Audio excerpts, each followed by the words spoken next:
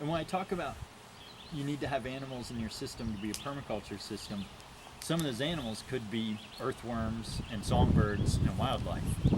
They don't necessarily have to be domesticated animals, just that oftentimes they're going to be the easiest for you to get multiple benefits out of, like having some eggs and having some work done by them and having them eat a lot of these disease and pest factors.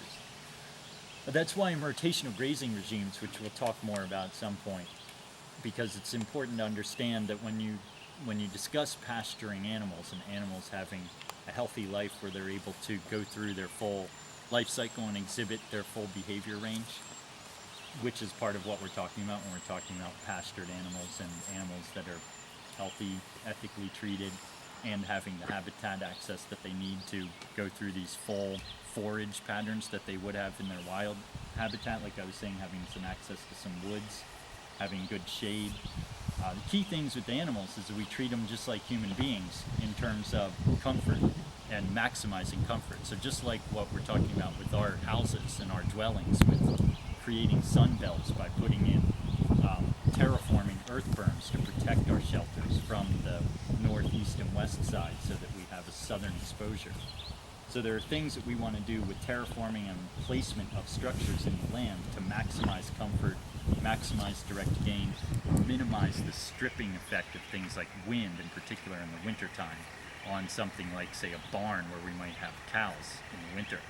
Because just like with humans, if cows receive stress, they're more likely to get sick and they need to eat more to stay warm.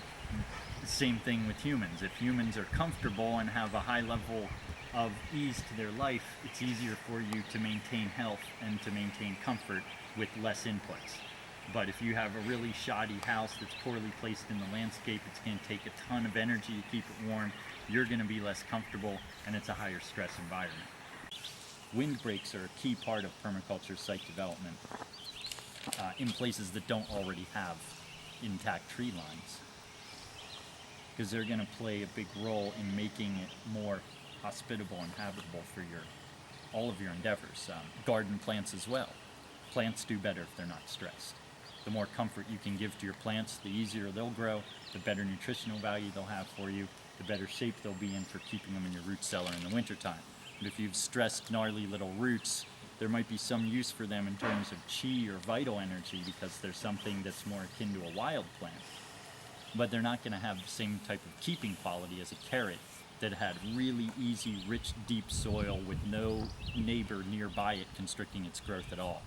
So you pay attention to, when you're growing something like keeper carrots, to really giving those vegetables the ideal growing conditions that they ask for. You plant them the proper distances, you make sure they get the right fertilizer.